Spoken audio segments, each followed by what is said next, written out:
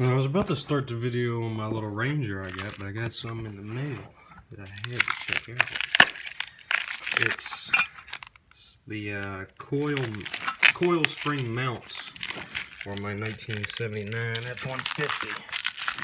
That green truck. I was replacing axle bushings on it, and I went to take these original coil spring mounts off, and the bolts inside of them to hold them down were just so rusted that I had to use my rounded bolt extractor socket set, and even the socket set only pulled out one of the bolts and the other one was stuck in there.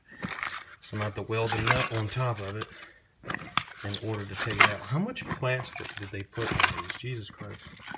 I don't think you're going to hurt these things. These things weigh like 30 pounds. There it is. Now those are some heavy duty boys right there. And they came with new screws. That's why I bought it, because it came with new screws as well. But those are pretty heavy duty. I'd say heavier duty than what originally came with it. Oh yeah. That'll all hold her in there just tight. You ain't gotta worry about. Oh God, I'm throwing it. You ain't gotta worry about this thing rusting away anytime soon. Look at how thick it is. It's actually heavier than I thought it would be. But anyway, I was gonna make this video on a Ranger. I just bought me a 1997 four-wheel drive extended cab Ranger with some minty 31 1050s and nice aluminum rims. The bed is a little fucked up and rusted. It's like that on both sides, but at least it's got a sassy tube bumper. You can tell it's got rust by the rust hole over there in the fender well, if you can see it. But I figured I'd make a video on headlights, because I got this for $700 because the boy couldn't get it inspected. He ripped all the shit out the dash thinking it was those. I even put, this is a brand new headlight switch, I just put it on thinking it would fix it, and it wasn't. He already had one over here and I didn't know. He also has a four-wheel drive switch over here that's brand new.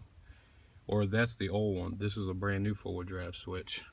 He ripped all that fucking shit out the dash trying to fix that too.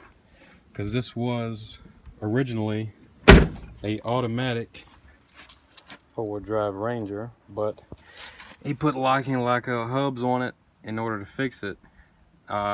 Not the guy I bought it from, but the dude before. So the dude I bought it from never got it in four-wheel drive. So, and he never could get it inspected, so it was pretty useless to him. That's why I got it for so cheap. And he didn't put these rim and tires on it. I mean, he didn't put no miles on this thing because of how much tread is left. These things are still like new. The only thing wrong with it, suspension-wise, is bearings. But in order to fix my running lights, I had, if I can get this open, I had to change fuses up under the hood. Because I was checking the fuses in the cab, obviously. I didn't know it had this giant thing of fuses up under the fucking hood. And it ended up being this fuse right here. It should be another 20 amp right here behind it, but I robbed that one and put it right here because this one was blown. And you can look at it and see that this one isn't. The other one was very obviously blown. And when I plugged it back in, as you saw, this is not an original radio in here. I plugged that back in, turned the headlight switch on, and continued to walk around my truck, you know, to make sure that my running lights are on. I sat back down in my truck. I'm like, all right, yeah, cool, everything's vibing. And then smoke is just rolling out from behind the radio over here. And it's because he's got all these, he had a good like 6 or 7 naked wire connections back here just vibing. Like right there, you see the tape over that? That's the wires for the four-wheel drive switch, and all of them were completely naked. And I don't know if he hooked it back up properly because I've literally never owned a Ranger before.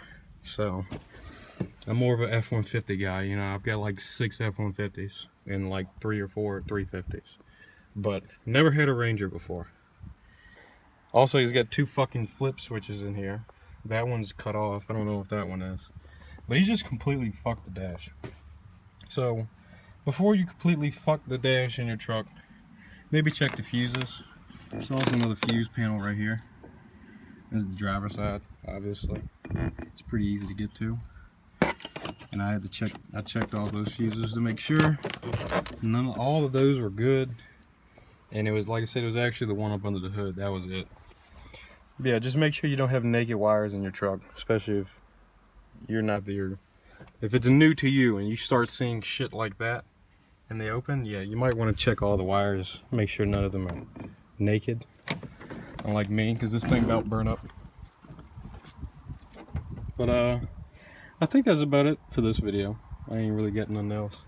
I'm actually getting ready to go work on my ambulance. I got I think it's a 1989, 88, something like that, 1990 F350 4-wheel drive ambulance with a 7.3 IDI. Pretty sassy.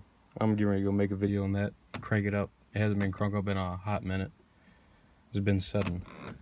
So, but anyway, that's it for this video. Hopefully it helps somebody. Help somebody not fuck their dash and their little Ford Ranger. See you in the next one.